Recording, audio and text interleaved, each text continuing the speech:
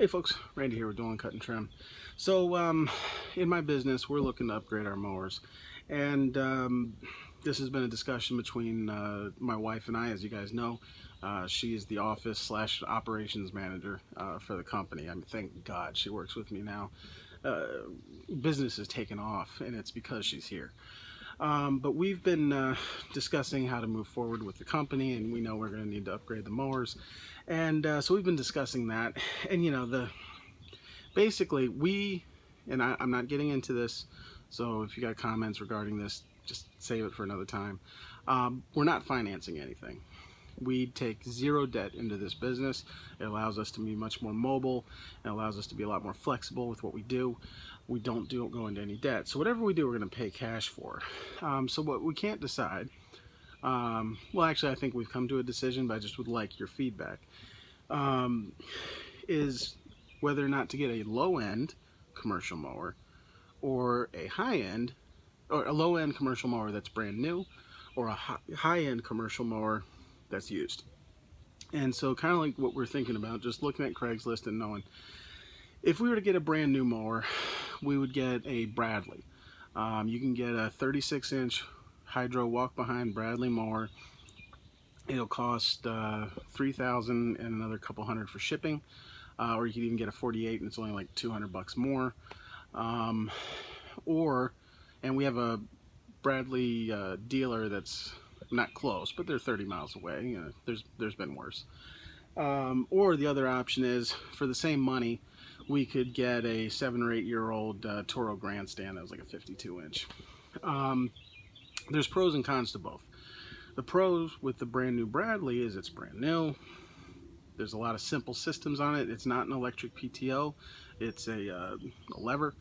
There's a lot less stuff on it that can break, and the parts on it are pretty standard, and they're brand new. It'd be covered under warranty. The pros for a used Toro Grandstand, aside from the fact that it's a Toro Grandstand, is yeah, I mean, it's an established brand. It's great. You know, you're going to be able to get parts for it. The con for the Bradley is it's lower end.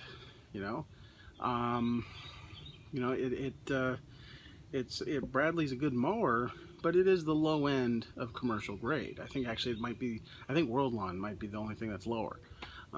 Sorry, World Lawn, if that's not true. But so you do have that, where it's not going to be as high quality components, but the components are all fixable, and I'm perfectly capable of repairing anything that would go wrong. The con of getting a used Toro Grandstand is if one of the wheel motors or the hydro pumps goes down, that's going to be a huge problem. That's going to be a huge expensive problem. I think the wheel motors are like, what, $1,200 a piece or something? So, you know, you're kind of weighing those two things out. You know, my first instinct is to go with the used machine, because that's just what I've always done.